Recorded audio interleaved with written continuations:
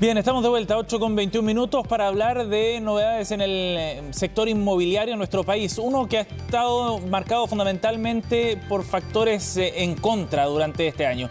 Por un lado, un aumento de tasas, está en niveles altos por sobre el 4% promedio desde hace un buen tiempo en nuestro país, alejándose por mucho de las tasas mínimas que se habían visto en plena pandemia. Y por otra parte también condiciones cada vez más estrictas para poder adquirir un crédito hipotecario. De hecho, ha aumentado un 20% el desistimiento de compra de viviendas, fundamentalmente por las trabas para poder financiar ese tipo de compras. Bueno, surgen en ese contexto algunas alternativas y es de eso que queremos conversar en la entrevista del día de hoy. Estamos en contacto con el cofundador de la inmobiliaria La Casa de Juana, Felipe Díaz. Gracias por el contacto, Felipe. Hola Sebastián, buenos días. Gracias por conversar con nosotros. Felipe, bueno, dábamos contexto ya de lo que está ocurriendo en el mercado inmobiliario. Acceder a un crédito hipotecario por estos días no es tan sencillo. Las condiciones y las restricciones que ha impuesto también la banca son bien complicados, pero surgen también algunos instrumentos como el de la novación que quizás no son tan conocidos y que vale la pena profundizar en eso. ¿En qué consiste este instrumento, Felipe? La novación, en términos simples, es la posibilidad de que tú puedas sustituir al titular de un crédito por un tercero, de manera de poder hacer un traspaso de las condiciones del crédito original a otra persona. Y esto hace mucho sentido, como comentas tú, en el contexto actual, en donde las condiciones no son necesariamente las más favorables. Y en términos prácticos, lo que puedes hacer es traspasar una tasa que tiene el propietario de un inmueble, y es una tasa que puede ser muy buena. Claro, lo que nos llamó la atención es que este es un instrumento poco conocido, ¿o no? Es un instrumento que no es nuevo, pero es muy poco conocido. Y no es poco conocido por los clientes solamente, sino que también es poco conocido también por el personal de las distintas instituciones bancarias. Ajá. Entonces, por lo mismo, nosotros somos una corredora de propiedades, claro, y parte de lo que nos hemos propuesto últimamente es tratar de educar en esta materia porque encontramos que es una herramienta muy buena y no mucha gente la conoce. Sí, y esta es una herramienta que está disponible para cualquier persona que lo pueda solicitar, digamos. ¿Cualquier tenedor de un crédito hipotecario podría vender su vivienda utilizando esta herramienta? Honestamente, no hay políticas lo suficientemente claras como para entender cuándo podría aplicarse y cuándo no. Ajá. Nosotros hemos trabajado con varias instituciones satisfactoriamente, pero esto siempre está sujeto al estudio del nuevo deudor. Así como cuando tú vas a tomar cualquier crédito hipotecario, te hacen una revisión y pasas a comité. Claro. Acá ocurre lo mismo. Si tú quieres ser beneficiario de un traspaso de una novación, también tiene que estar sujeto a este estudio. Ajá. Ahora, de todas maneras es una buena opción esto cuando la tasa a la que tienes contratado el crédito hipotecario es menor, ¿no?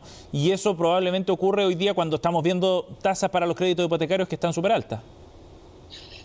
Claro, lo que ocurre o lo que hemos observado nosotros es que los años anteriores, sobre todo, no sé, los 2, 4 años anteriores, las tasas fueron muchísimo más bajas. Sí. Entonces hay un montón de gente que tiene propiedades relativamente nuevas o seminuevas, con créditos que también siguen estando bastante enteros, créditos que no han sido prepagados en una proporción importante, pero con tasas muy atractivas, incluso bajo el 2%. Claro. Entonces hay un ahorro tremendo para el comprador. Y no es solamente el ahorro que genera la tasa, sino que también hay otro tipo de costos, como por ejemplo el impuesto de timbre y estampilla, que no es menor, que es el 0,8% del valor del crédito, que en este caso también se lo ahorra el comprador.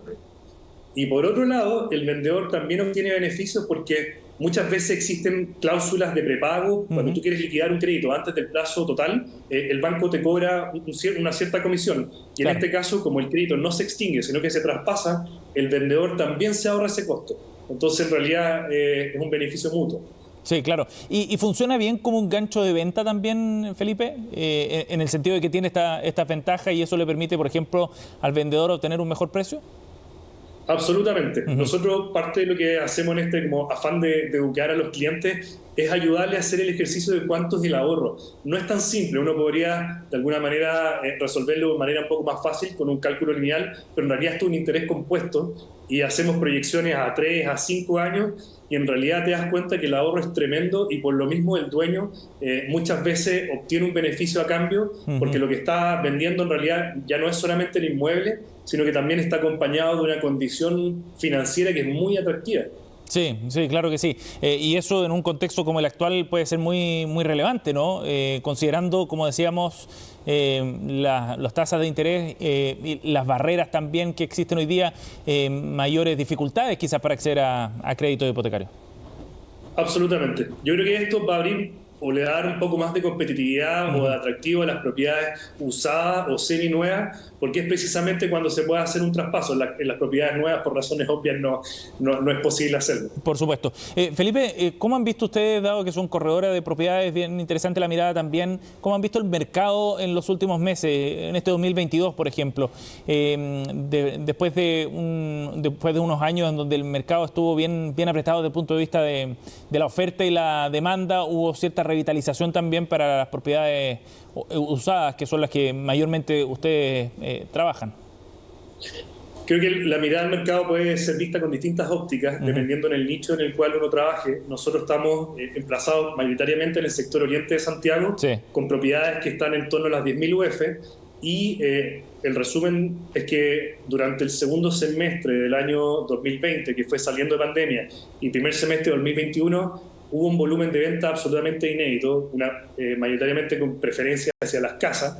La gente estaba en búsqueda de espacio, y este volumen de transacciones se fue moderando y tuvo sus mínimos, creo, en torno a las elecciones presidenciales, donde había mayor incertidumbre política y también mayores restricciones de los bancos. Pero durante este año nosotros tenemos una mirada bastante positiva, en el sentido que mes a mes, progresiva y sostenidamente, las condiciones se han ido mejorando, los bancos han ido flexibilizando sus requerimientos al momento de otorgar crédito. Ajá. Y eso se ha visto reflejado en un volumen de ventas siempre creciente, a tal punto que en este mes estamos en el mismo volumen al que estuvimos en los picos post pandemia. Ajá. ¿Y eso ha impactado en los precios de alguna forma, Felipe?